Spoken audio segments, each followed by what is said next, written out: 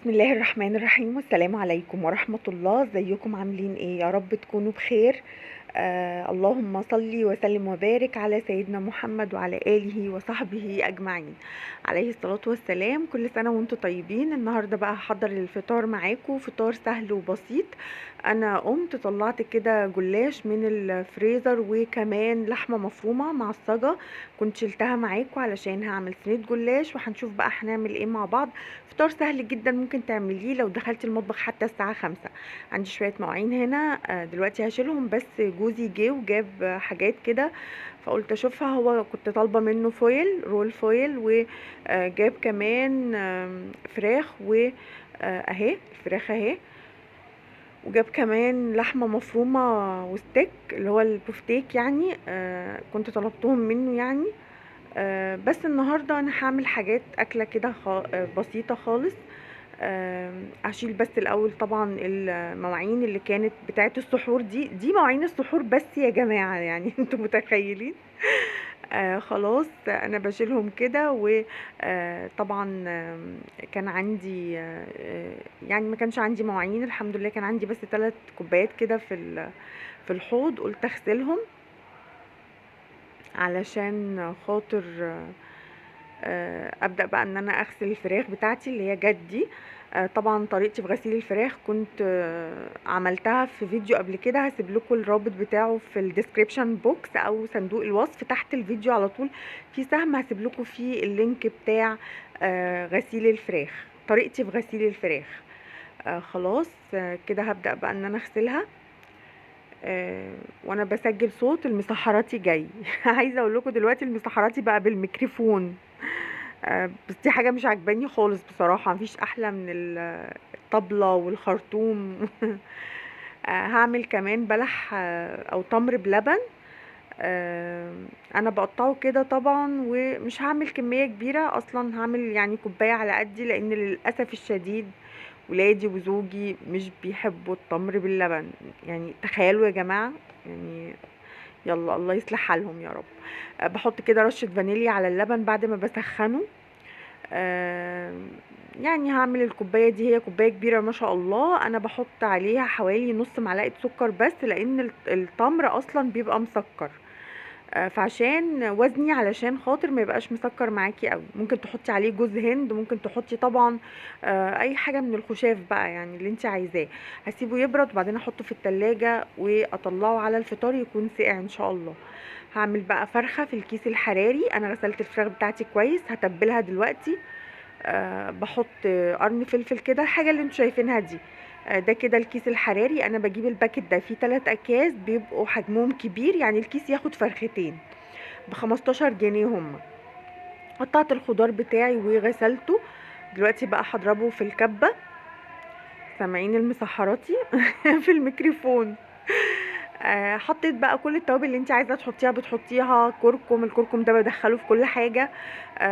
بتحطي حبهان، ورق لورا، بتحطي بابريكا، توم باودر، بصل باودر، ملح وفلفل، بهارات فراخ لو عندك، يعني كل التوابل اللي عندك عايزه تحطيها بتحطيها، مفيش مشكله.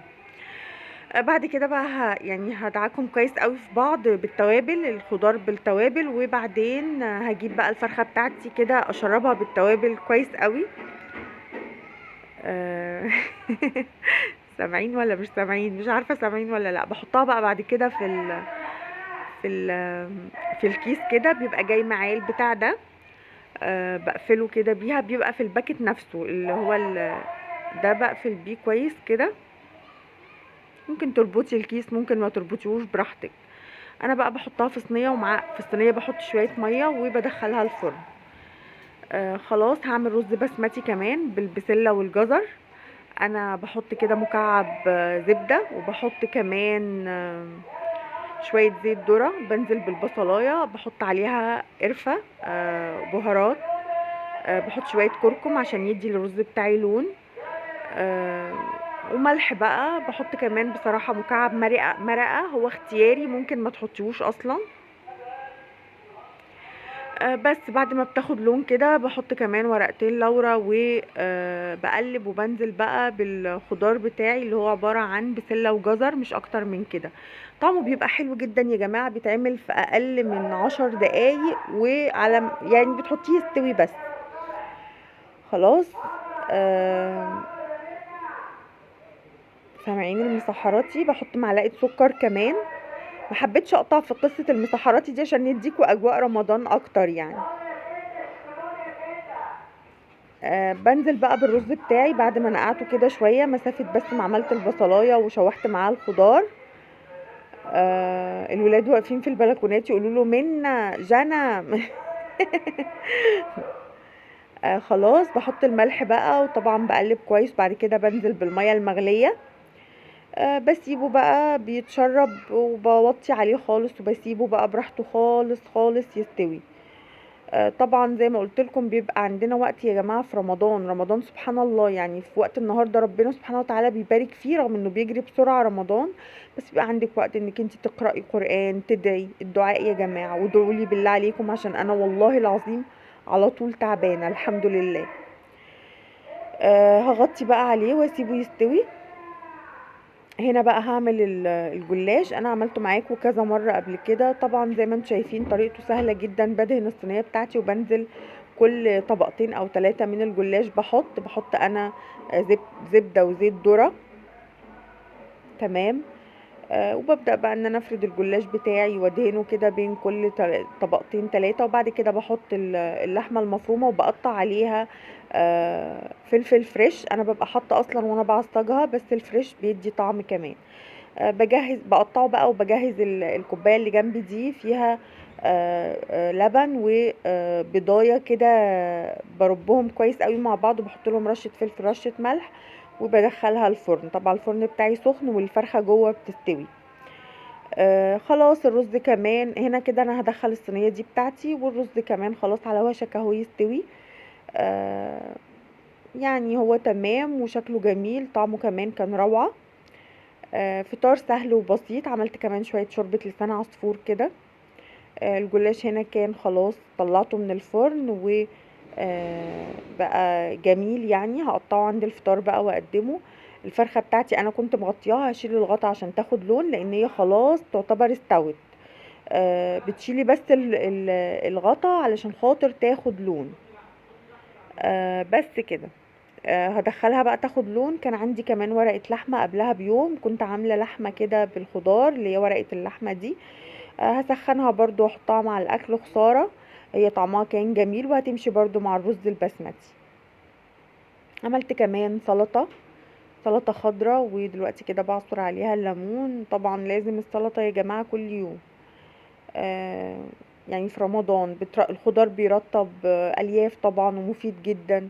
هنا خلاص كده كان الخضار الاكل بتاعي كله جاهز. ورقة اللحمة كانت في الفرن بتسخن على سخونيته، يعني انا خلاص طفيته. هبدأ اغرف بقى. خلاص هنا كان الاذان فاضل عليه خلاص حوالي يعني 5 دقايق او 7 دقايق. اول حاجة بحطها طبعا المخللات والسلطة بقى وكده. بس وغرفت بعد كده بقى الرز. انا طبعا بحط الاكل ولادي بياخدوا يودوه على السفرة.